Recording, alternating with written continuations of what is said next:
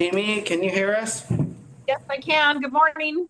Okay, Chair, it's at your pleasure. Good morning. It's October 31st. I'm going to call to order the regular scheduled meeting of the SRTA Board. And we will start with roll call. Amy? Good Thursday morning to everyone. We'll start with the roll call. Board Member Audette. Board Member Cry. Here. Board Member Eisenbeis. Board Member Gallagher. Here. Board Member Jones. Here. Board Member Kellstrom. Here. And Chair Mazzano. Here. All right, if we'll all stand for the Pledge of Allegiance, and as this is it's customary that I like to do, Mr. Jones, would you lead us in the pledge, please? Sir, please join me in our pledge. I pledge allegiance to the flag of the United States of America and to the republic for which it stands, one nation, under God, indivisible, with liberty and justice for all. Thank you, Mr. Jones. Mr. Teagan, would you do staff introductions, please? I'd be happy to do so here, Chair. Good morning. Happy Halloween, everyone. Thanks for being here today. Sean Teagan, Director, with us. Helping manage our meeting is Executive Assistant Amy Lindsay and Senior Transportation Planner Michael Cooker.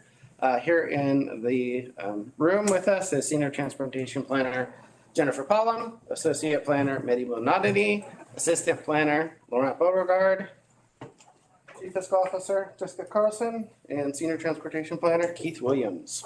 Thank you. Thank you very much. Item number 6 is the public comment period. This is the time set aside for citizens to address the board on consent agenda items or matters not on the agenda within the jurisdiction of the board. By law, the board cannot discuss or take action on matters not on the agenda, but may schedule an item for a future meeting.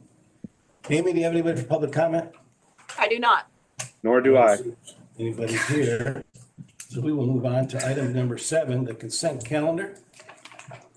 All matters listed under the consent calendar are considered to be routine and will be acted upon by one motion. There will be no separate discussion of these items unless good cause is shown prior to the time the agency votes on the motion to approve.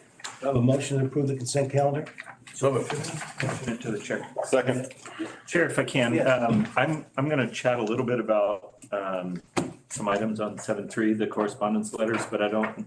Would you like to pull it for No, discussion? I don't think it's will. I think I'll follow Sean on his comments about the CARB letters, and then maybe when we have future discussion, that item at the end, I'll also share a little bit. So I'll be fairly brief in my comments. You want to reserve your comments with Mr. Teagan then? Is that what I'm hearing? Yeah, well, I'll probably follow Sean on. Okay. where Do you we- anticipate making any changes? We pull it, don't we? Do you What's that? anticipate making any changes? If- No. Okay. No need All right, for. Chair has a motion to approve from Mr. Cry. Do we have a second? I seconded. Okay. Amy, we got Mr. Cry, Mr. Kellstrom. All in favor? Aye. Opposed? Okay, motion carries. Thank you. Let you out. My punishment for being late. Say here as you enter. You're here. Here. Here. We're going to move on to the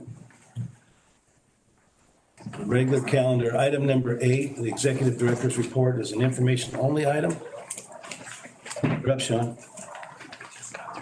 Thank you, Chair. So I have a few items this morning for you. First, all of you should have one of these in front of you.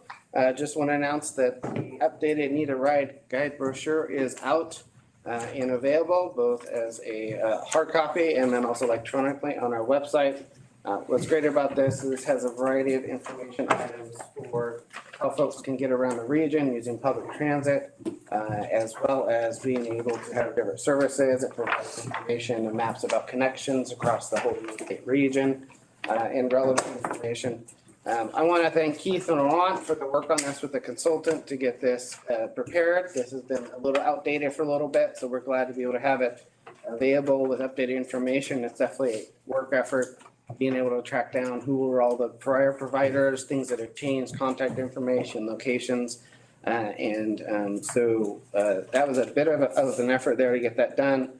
Also, I want to thank RAVA for their valuable input from their staff on the Need a Ride guide brochure to double check information with folks that they work with also on a regular basis.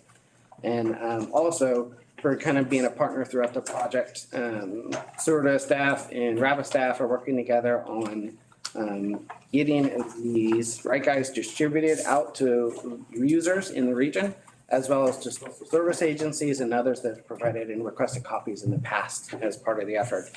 And then also moving forward, one plan is to work with RABA to have them, take on some management of that guide. So it's a little bit more expressed on a more current basis, because they're more connected with the community of all the different service providers.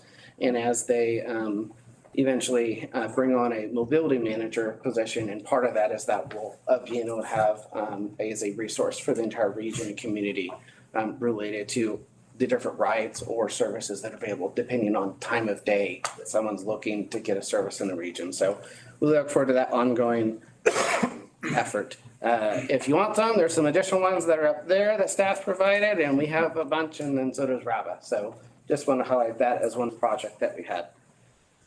On the staffing side, we have had our accounting clerk 1-2 recruitment out for a couple of weeks, and we're hopeful that we'll hopefully find someone by the end of the month of November to fill that position. So that's out right now. We're working with our human resources consultant, Teamwork HR, O2 Staffing, to assist us in finding some candidates, be able to interview, and then hopefully find someone that will fill that position. Couple just upcoming items that we have. Board member Audette and I will be attending CalCog's upcoming fall board meeting in Sacramento, November 14th and 15th. That meeting will be focused on hearing from CalCog staff on anticipated activities for next year, what they anticipate might be state priorities, how does that affect region, and then also developing a set of priorities for CalCog specifically. In prior meetings, we talked about how we anticipate the housing and the regional housing allocation process is definitely going to be important to those regions that serve as a council of government. So we anticipate for CalCog that will be an area of importance. But it has trickled down effects to us also, even though we're not a cog in our regional planning coordination efforts. We anticipate there'll be a number of regional planning activities of importance to us related to SB 375, which I'll talk about here in a moment. So we look forward to that meeting. Also, for CalCog, they had announced their upcoming regional leadership forum and board meeting for next year, March 5th through 7th in 2025. It'll be in Sacramento. The topic is regions rising to the occasion. And part of that is they want to highlight how regions are developing solutions to complex challenges in the ways that suit their communities while aligning with state objectives. And so they'll be highlighting that in a variety of successes and also talk about challenges. It's also an opportunity to hear about other efforts, sometimes outside of just transportation, that affect us as regions that they participate in and how to move forward. So if you are interested in that, please let me know and we can look at registration for that conference next year. Again, that's March 5th through 7th next year.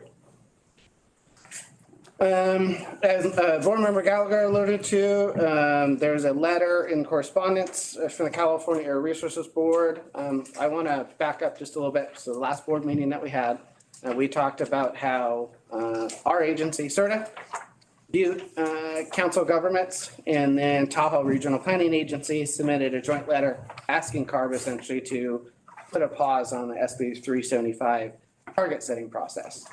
So that CARB and the other state agencies that they coordinate with, so Caltrans, the Department of Housing and Community Development, and then also California Transportation Commission, to kind of put a pause and work with MPOs to evaluate how to work together in implementing SB 375, since a lot has changed in the last 16 years since SB 375 was first turned into law.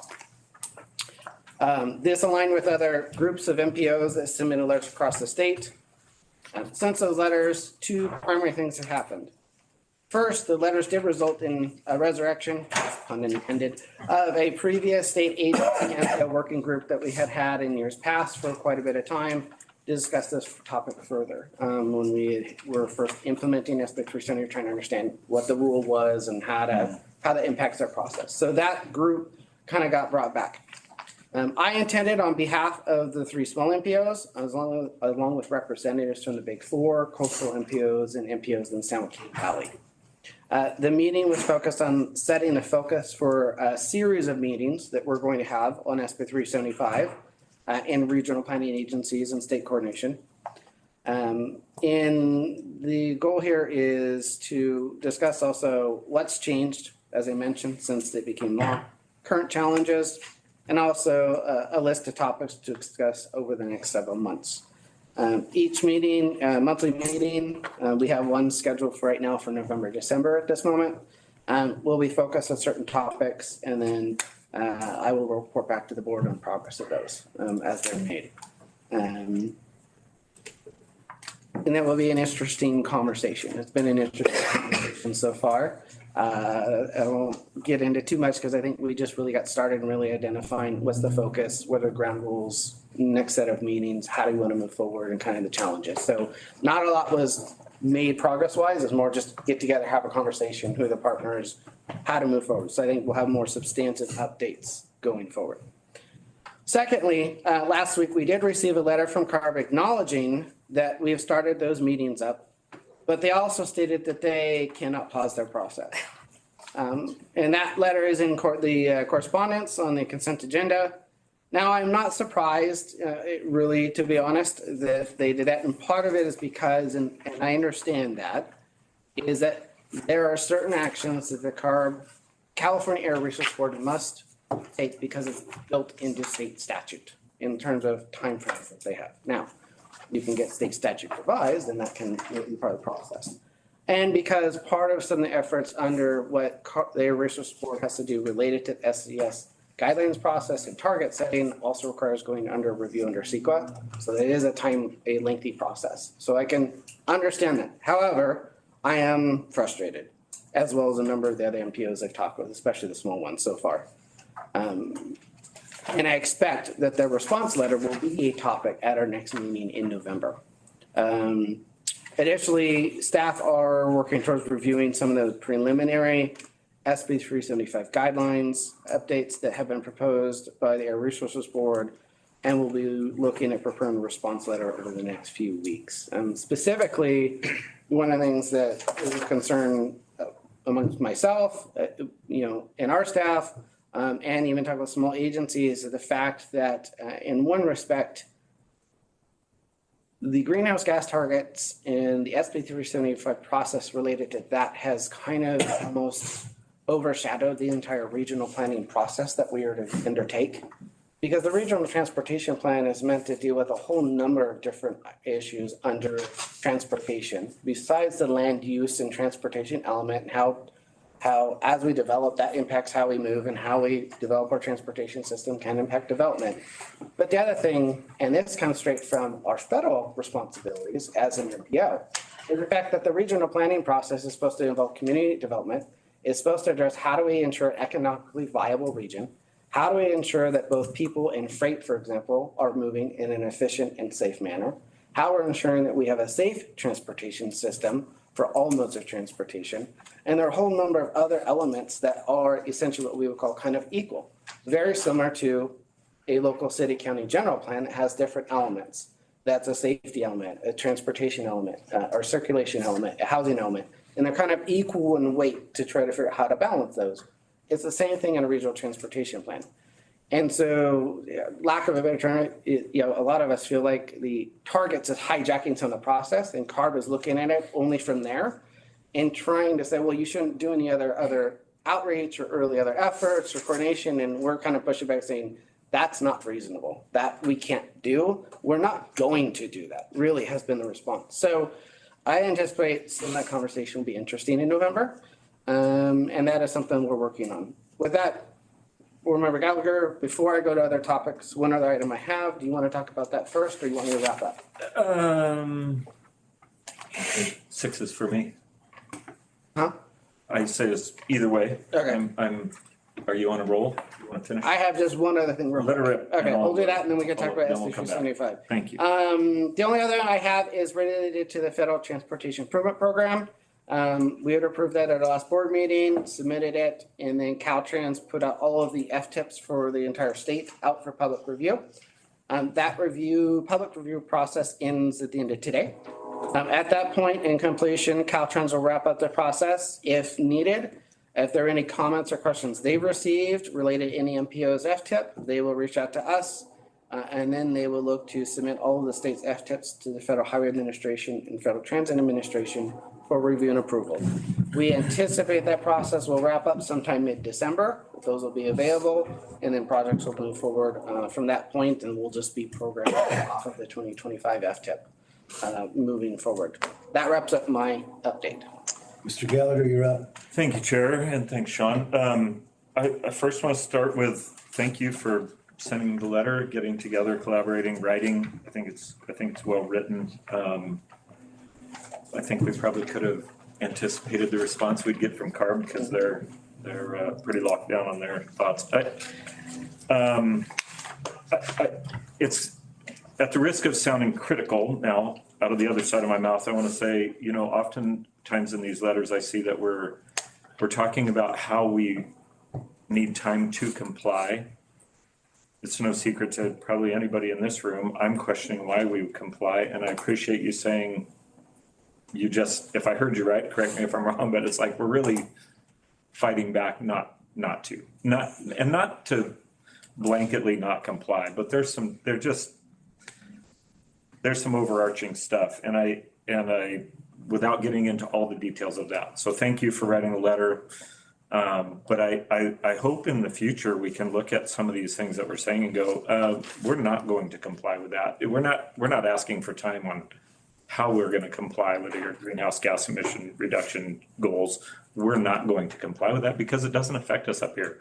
City of San Diego might need to do something different. City of San Francisco or LA County or somebody other counties and jurisdictions, they might have to work more towards reducing their emissions, but we just don't have a problem up here. And I don't feel like we should, Kevin called me out on my feelings a while back. So I just don't think we should be. Society wasn't Kevin crying. It was. So, and I want to make this point, they're based on, it's literally in their letter. They're not going to pause their, if I can, are we okay for a minute? Well, you guys okay for a minute? I have a question, Mike. I mean, I want to make sure I clarify. It's not the feelings thing. I just if you can bring a solution. I mean, I don't know, Patrick Kellstrom and Chair Mazzano, I don't know how much they want to push back, but if you show us a path or go with and say, hey, Sean, can we do this? Is this a way we can do it? I think that needs to be a collaborative effort. I don't think Mike Gallagher's the guy to come with all the solutions, but I think if we can collectively go, we need to come up with a solution. I think that's way better than me just showing up as I've been encouraged and come with a solution. Part of that is understanding the actual problem. And I think that when I look at this, when I look at what they're doing and they're doing it to jurisdictions, they're pushing us into corners that I don't think collectively we want to be in, but I don't know that we're fighting back yet. So I'm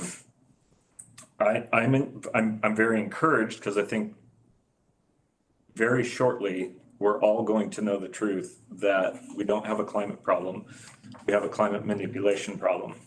I think Robert F. Kennedy Jr. is going to expose that quite nicely. I think Dane Wigington, who's a local hero of mine, he lives in our county, has been pushing on this for 20 years, and he's now on a national platform, and he's going to share the truth of what's actually going on with our climate, that it's actually not the climate just changing because man is evil. It's they're manipulating it, and I think that truth is coming out. So I hope that helps drive our future decision-making processes here at SRTA and at RABA and all the other places where we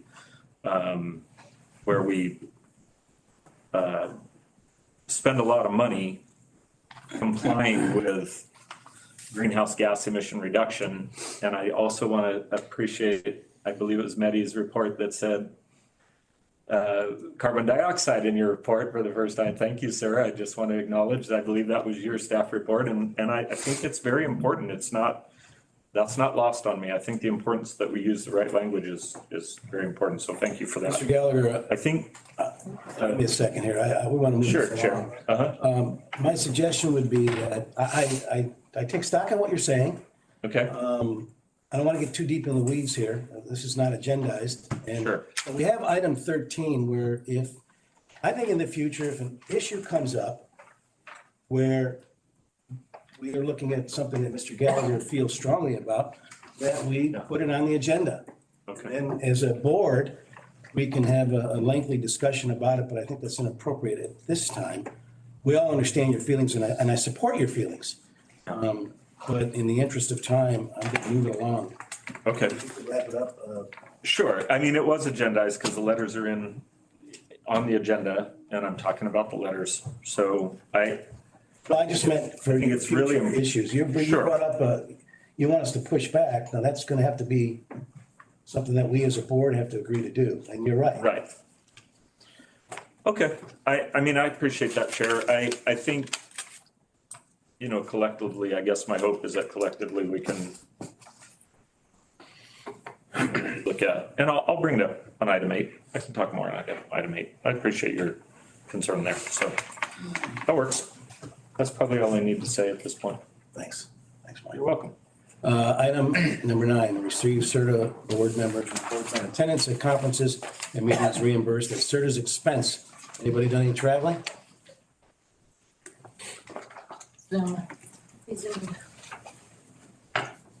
Let's move on to item 10, approve awarding local carbon reduction program, CRP funding for fiscal years 2024, 2025, 26, and 26, 27 toward regional project. I believe you're up, Ms. Nettie.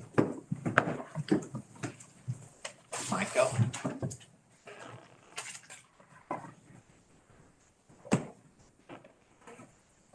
Good morning, everyone.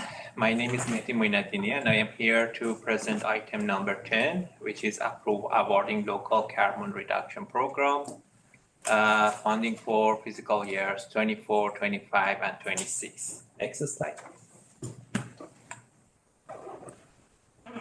As you know, federal CRP funds are available over 5 years with 65% allocation to local CRP for regional agencies based on population-based formula. And for the Shasta region, an estimated 995,000 in local CRP funds will be available for fiscal years 24, 25, and 26. And SRTA is responsible for administrating these funds through a competitive process. And according to the SRTA's approved CRP policy, on July 25, SRTA issued a call for project proposals with applications due by August 23, and 3 project proposals were submitted. Next slide, please. The first proposal is Shasta Dam Boulevard Complete Street Projects proposed by City of Shasta Lake. And it aims to improve safety and active transportation along a 1 mile of Shasta Dam Boulevard or State Route 151. That is a key corridor in the city. And the key features include Class 4 protected bike lanes, landscape medians, improved pedestrian crossings, and relocated transit stop with enhanced lighting. The funding request includes the whole estimated funds, which is around 995,000 to restore features cut due to rising costs, including curb, bike lane buffers, pedestrian lighting, and a transit shelter. Actually, these elements were initially part of the project funded by Affordable Housing and Sustainable Communities in 2022, but cost forced the city to downscale the project, including reducing the curb bike buffer to wheel stops and eliminating pedestrian lighting and transit shelters. All proposals evaluated by SRTA planners based on alignment with eligible activities, California's carbon reduction strategy, RTP, and regional priorities, and also benefits for disadvantaged communities. And the score of this project is 49 out of 55, which is the highest one. So full funding is recommended, as this project also is the first phase of the Link Shasta plan, which seeks to enhance multimodal connectivity in Shasta Lake and eventually connect to Reading. The Shasta Dam Boulevard also serves the gateway to Shasta Dam, Lake Shasta, and Shasta National Recreational Area, serving local and regional users as well as visitors. It is also part of the Cascade Village downtown revitalization effort, creating a mixed-use corridor to attract businesses, residents, and visitors. The project also serves the Winto tribe by improving transportation access to the Winto Cultural Center and Museum, which is a hub for tribal programs and activities. It also will enhance connectivity with Shasta Lake and its strategic growth area by linking key residential areas, commercial centers, schools, parks, and the Winto Cultural Center. And finally, it's also a state route 151 to I-5 near Shasta Lake. Next slide, please. The second proposal is continuation of RABA roundabout microtransit services proposed by RABA, and the scope supports operational costs for RABA roundabout transit microtransit services, which is a on-demand transportation serving Anderson, Reading, Shasta Lake, and Shasta County. And this service launched on September 1, 2024, marking the start of various planned microtransit zones in the region. And the funding request includes $465,000, which would cover approximately 6% of the estimated annual operational cost. And RABA plans to supplement remaining costs with SB 125, State Transit Assistance, FDA 5311, 5307, and also fare revenue. But no funding is recommended for this project, as RABA has other transit funds available to cover operational costs at the moment. And also, the project is scored lower than the recommended Shasta Dam Boulevard project. Next slide, please. And the third one is Park Marina Corridor Complete Street reconfiguration proposed by City of Reading. Reconfiguration of Park Marina Drive to enhance bicycle and pedestrian access and improve safety along the Sacramento Riverside from Turtle Bay overpass to Cypress Avenue is the scope of this project. And this project would include constructing a two-way Class 4 bikeway, rebuilding curb ramps, increasing crossing visibility, and also restripping the street to reduce through lanes from 4 to 2 with a center two-way left turn lane. And additional amenities include bicycle parking stations and a repair station. The funding request is the whole estimated funding, which is around $995,000, with the remaining project costs covered by local streets and roads funding, and additional support from the city's paving budget if necessary. And this project also is not recommended for funding, as this project also received a lower score than the Shasta Dam Boulevard Complete Street project. Next slide, please.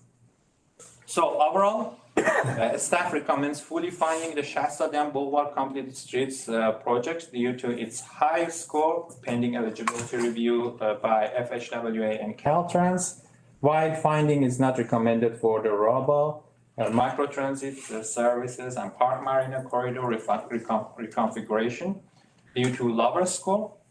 And I want also to mention that the Technical Advisory Committee with representatives from RABA, City of Reading, and City of Shasta Lake met on October 14, 2024, and concurs with the staff recommendation. Next slide, please. Thank you very much. I think that's all for this item. Please let me know if you have any questions or comments. And I want also to say that we have Mr. William Bond here from City of Shasta Lake to help me in answering any questions that you may have about the details of their project. Questions from the board? I just had a comment. I think it's great to be partnering, especially at this phase of their project. So I was very happy with the recommendation. Thank you. So when we went to the, can I? Yes, go ahead. Sorry. So when we went to Shasta Lake to talk about this project and Cal Cities came and did their thing, they talked about stack funding for this particular project. I'm assuming that the project that we're talking about that came up short is the 49 million for the 45 units on Main Street? Cascade project that I was just. Okay, that's the housing project, I right? can address that if you'd like. That we're talking about. So Yes. So they talked about funding coming from streets and roads and affordable housing and all these other funding sources. So how do we come up short for the street, for the highway and this project? Where did the shortfall come in and where did we overrun? It's not necessarily a shortfall or overrun. It is, we applied for this project back in 2021, and obviously prices have gone up. And the pot of money that we got from AHSC is compartmentalized into various programs. There's housing-related infrastructure, there's sustainable transportation improvements, and then there's there's a third one. Well, as far as the improvements for the Boulevard project, we only had about $3.2 million for that particular project. And so as we started running through the design, we wanted to put in pedestrian lights along the entire boulevard, and those became a lot more expensive than we had originally estimated. $1 million worth. Well over $1 million worth. So we have gone back to AHSC to say, hey, can we truncate this a little bit and switch out some of the lights to LED versus, decorative LED lights. And so this will help us broaden that a little bit further with our pedestrian lighting as well as our landscaping, that kind of stuff. So, but that picture that we just saw, the street design, is that from the original plan? Yes. That is, it's just the cost of the lighting. Right. Well, it's cost of lighting.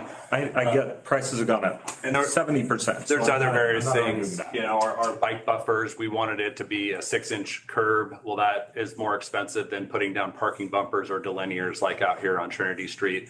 And not to mention, this is a joint effort with Caltrans as well. It's not necessarily when it comes to the funding, but this is their boulevard. They own the right of It's way. a straight highway. And Yeah. even though we had an MOU with them, they are starting to backtrack on what they will allow us to do on that. So we are having to kind of shift around to make sure that we can have the resources to not only appease, the grant program, but it also appease Caltrans as well. Anything else, Mr. Gallagher? I'm good. Okay, without further discussion, the chair will entertain a motion to approve item 10. I'll make a motion. We have a motion from Ms. Audette, second? Second. Second from Mr. Jones. Okay, all in favor? Aye. Opposed? Motion carries. Before you go, Sean, the letter that he wrote to the person that was challenging our transparency, Oh, excellent letter. Everybody got it, right? yes, Okay. correct. Excellent letter in responding to the individual's concerns about our transparency and attendance at some of our meetings and whatnot. So great job. Thank you. Thank you. Let's move on to item number 11, approve the fiscal year 24-25 comprehensive budget, and that is Jessica Carlson, and she's got bigger charts for us because. Yeah, new glasses. All blind. And none of us want to admit it. Some of those, it doesn't matter how. Equal treatment across the whole board. I'm not making any suggestions on who can read and who can't. I don't know what I'm I expect a lot of criticism, so I gave you lots of note space. That's what it's for, really. She does love us, by the way. That's just pure love right there. Good morning, board members. Thank you. I am here to seek approval from the board for fiscal year 24-25 comprehensive budget. We have already began and completed first quarter of fiscal year 24-25.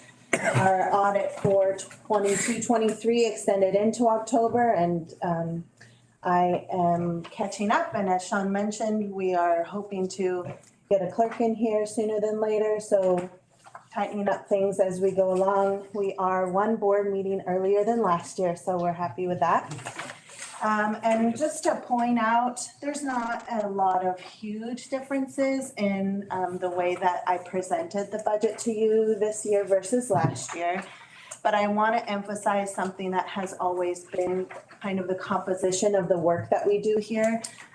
We're projecting this year to spend about $5.1 million in planning and programming activities.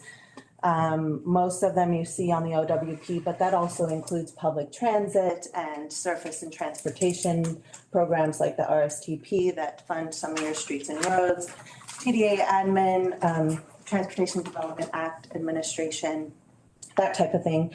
And in that $5.1 million, I think it's important to highlight that that leverages about $80 million in our region of all of the capital projects, transportation projects, infrastructure, replacement and development, moving freight through the region. Again, your streets and roads, our non-motorized programs, all of these items need to be first planned for by some legislation and some requirements, but also for collaboration in the region as a whole across many jurisdictions that we have. And also the programming in our federal transportation improvement program that first starts at our regional transportation improvement program, moves up to Caltrans, to the STIP, to the state transportation improvement program, and ultimately the feds. So many of our activities leverage these funds and allow the funds to come into the region. So I think it's a really important highlight to show that SRTA operates at about $5 million a year. And we're looking into tens of millions of dollars that we bring into the region. And your work is very important as our board to help navigate the work that we have and continue to guide us in a positive direction so we can continue to anticipate revenue into the region. And then these are all for you to take home, but our comprehensive budget is maintaining the numbers from last year. These are comparative to last year. So that summary page on the front, I mean, as simple as 11% more revenue is anticipated and 16% less expenditures are anticipated. So it's pretty even. And then one thing that's different from last year is that for the 23-24 low carbon transit operating program, LC TOP, those funds have gone completely to RABA to administrate. And so SRTA will not be seeing those funds. So those have been taken out of our revenues and expenditures. So if you move to page 3 in that blue section, so you have a yellow section. Just under that yellow section, you'll see low carbon transit operations program. This is illustrative for you guys. SRTA still has $177,000 to distribute on previously approved projects. But I have also delineated for you those approved RABA projects for 23-24 funds for illustration, just so you guys know. RABA is looking to have about $499,000 in LC TOP projects, and that is not included in this budget. So other than that, I can take your questions, but again, everything is pretty straightforward and regular. But if you have any questions, I'm willing to take those from you. Questions from the board?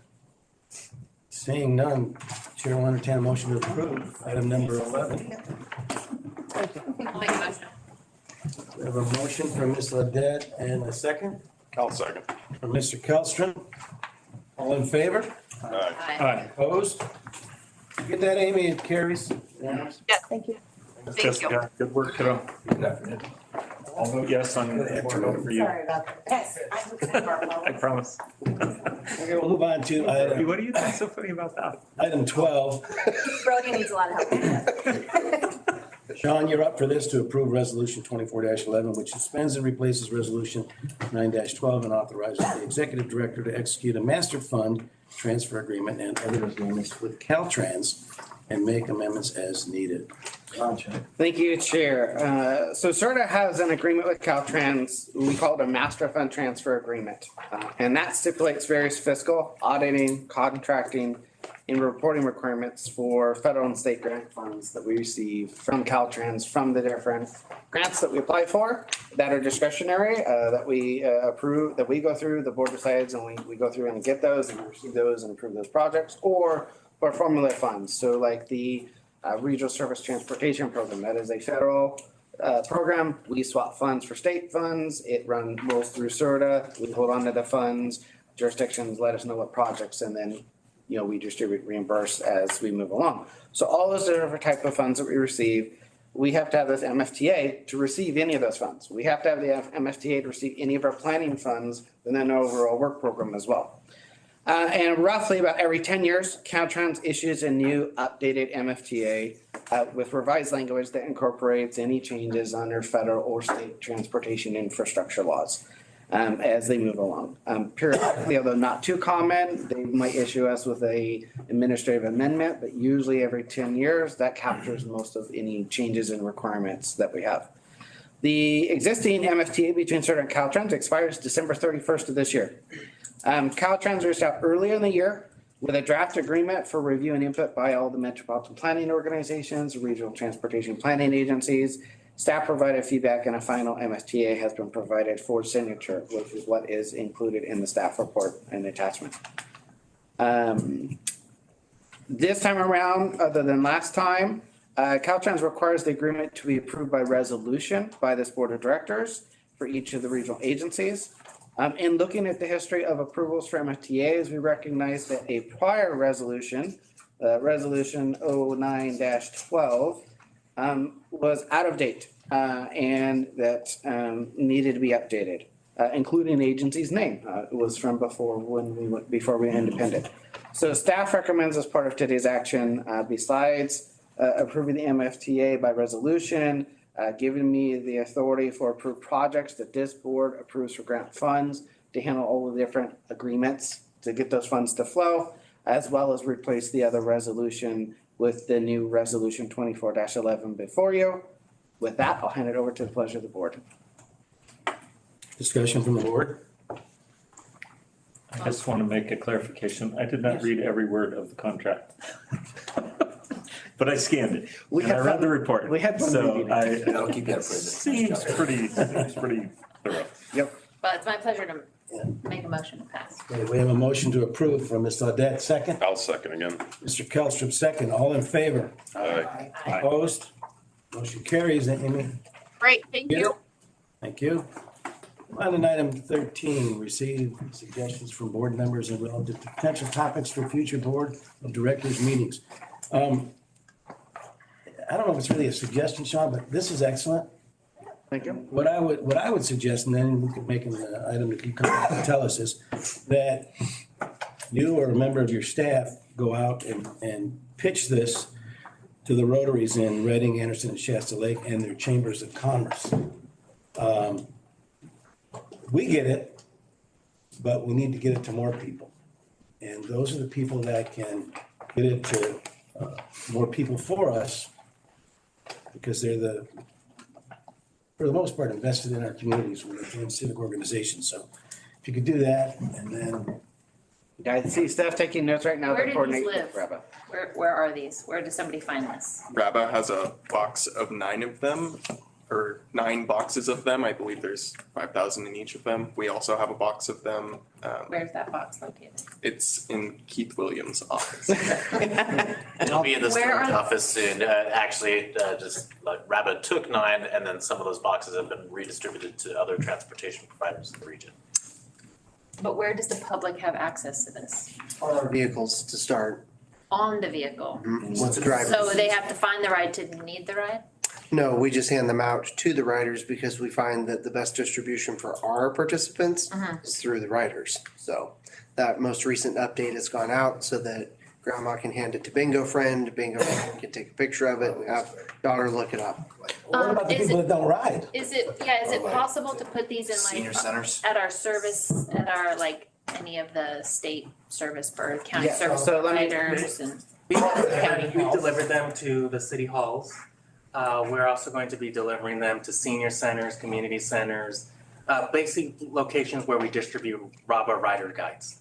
And we have about 30 different locations across the county that will do that. And I will add too that we have a list of different social services agencies and organizations also that have been a part of prior distributions. Okay. We're reaching out to them as well, letting them know that the new ones are available, especially those that continue to request. So a lot of those that deal with different groups of people, income, groups and everything else. So those groups are also included. I'm wondering what, and this is updated every September? No, usually, well, we strive for every 2 years, however, just with how crazy things get, we don't always achieve that. And that's part of the reason why, as part of the update to the Shasta Coordinated Transportation Plan, we're handing this over to our new mobility manager with RABA. Okay. And they'll probably be able to keep it on track. I would also suggest that the city of Reading have this on its front page, like, or on a page, on RABA's page or on the front of page, that this is available, and then county maybe as well. Downloadable. Do you know what I mean? Something that's like, so that you know it exists. Nobody's gonna know to look for it. So if you don't display that it's available, I don't think anybody knows to look for it. We'll make that happen today. Yeah, and I'm wondering if, especially like our new routes, like out to the veterans home or at the airport or places like that. And we have that on our webpage today related to these information. CERTA's page. Yeah. I've only explained what CERTA is every time I've ever said it, so I'm not sure that people know to go to CERTA. No, and I'm not saying Or even that. what it would be. What I'm suggesting is if it's easy for RABA, you could provide a link to our page. I mean, probably long-term, it's better to house it on the RABA page, but what is also on our page is a slightly more comprehensive document because we just can't fit everything in the brochure. So you're saying there's more. There is more. I like that. Let's link that. So look, the people that ride the buses know what we're doing. And you're right, they will share with their bingo partners.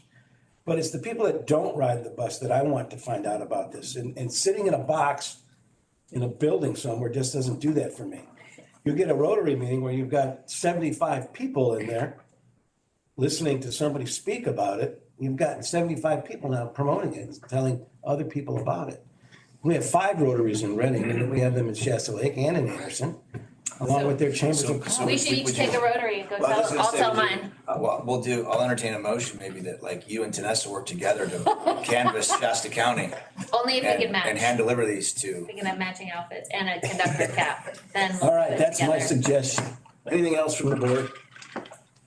Kellstrom still wants. All right, we're going to adjourn this meeting and move to closed session. Thank you all for attending. Have a wonderful day. See you, Mike. Hey, when's the next bike ride? What's, I I didn't haven't see you rid- over I there. don't think I've ridden my bike since, so. Were you there the whole time? Hiding. Josh, behind her. hiding behind the podium. Hey, she didn't realize. Actually, I would have given you more assignments, Michael You were Webb. here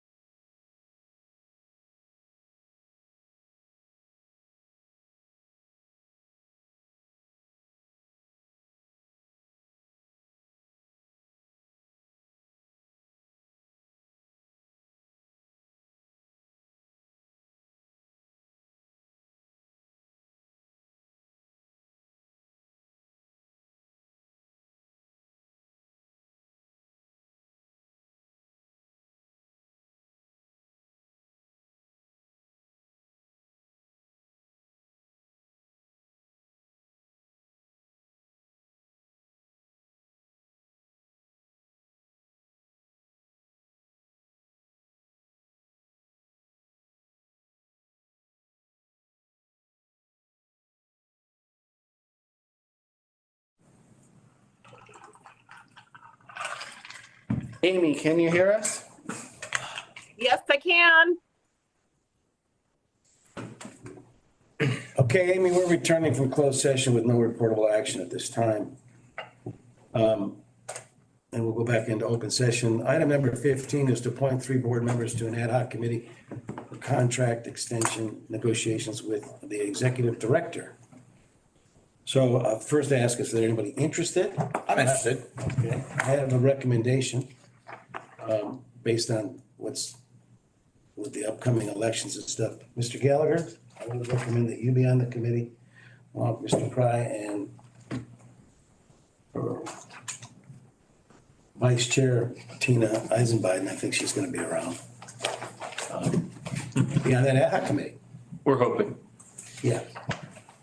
Anybody else have any other recommendations? Okay, So do I have as recommended? When does that take place? well, the ad hoc committee is now formed. Okay.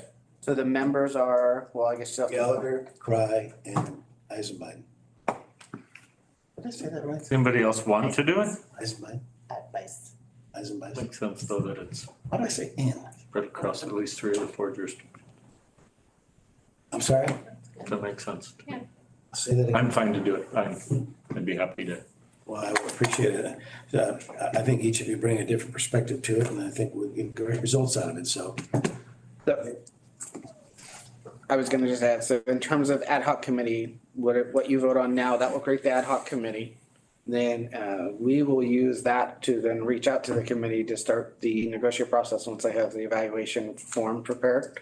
We will provide all the information. So ad hoc committee at that point can then meet as needed. I would also suggest that you create a chair of the ad hoc committee and identify who that would be for main point of contact for our staff. To be able to communicate on a regular basis and help coordinate schedules and everything. Staff is available to provide all necessary information to the ad hoc committee, including the salary and benefit survey information that we completed earlier this year. Legal counsel wasn't able to be here because of a dental procedure he had, but he also said he's available to assist in facilitating negotiations and recommends at the point in which you have a draft contract ready for board to review it to adherence for all employer-related requirements and legal stuff there. Well, John would write that contract, wouldn't he? Huh? He'd write that contract. He can assist with writing the contract as well. And we've got the standard one that we have, and then he can use that as the baseline, yes. So he will assist there. And then also, if there's any other questions, our human resource consultant team or HR is also available if needed for the ad hoc committee and for the board related to that. So giving them that there, so. I'll hand it back to the chair. Okay, so we have our ad hoc committee. Can I ask, so just to understand, so the time frame is, we accept this, we move into getting a schedule, like, what's the time frame? So we do your evaluation. And then we want this wrapped up, I'm assuming by like mid-December? So the goal would be to wrap everything up by the December board meeting, or if needed, if identified, a special meeting before December 3rd. Based upon how elections go and the concern about the way. Can we set that meeting, if we do decide to do a special meeting, can we set that Right now. right now? So, cause I just, with the ad hoc committee and the contract stuff, I just wanna make sure I'm really clear. If just everyone what my responsibilities has are. their calendars, we can look at dates now, yes. Do we need a motion and a second and a vote on the ad hoc? Ad hoc. Yes, we do. So the chair will entertain a motion. We have Cry, Gallagher, and Eisenbach. And who's gonna be the chair? And I'll ask, who would like to be the chair? Gallagher, do you wanna do it? Sure. Yeah. All right, Mr. Gallagher will be the chair. All in favor? Aye. Opposed? Motion carries. We have your committee. Either Okay. Say yes or not show up and get appointed. Chair Mazzano, did we have a first and a second? I made the first and there was And I made the second. there was a mystery second. I made the second. Thank you. You get that? You got that, Amy? It was implied. All right, Yes. related to that, thoughts on, So For this a has to special- happen in November. so the way I understand it in terms of discussion is that there would be concern of any changes by December 3rd in terms of representation, potentially even on this board for the December board meeting. So what I am hearing is to try to potentially schedule a special meeting prior, If we need it. if we need it. What about November 21st? At midnight. Thanksgiving. No, 28th is Thanksgiving. November 21st, Midnight. what time? Open on that one. Do you do 9 a.m.? 9 a.m. like usual? Is that day okay with everyone? Is a hold possible? Unless I go steelhead fishing schedule. True. Everybody okay with that? Works for me. Works for me. In case unless I go steelhead fishing, then we'll reschedule. Is that what you were? If you take me with you, then sure.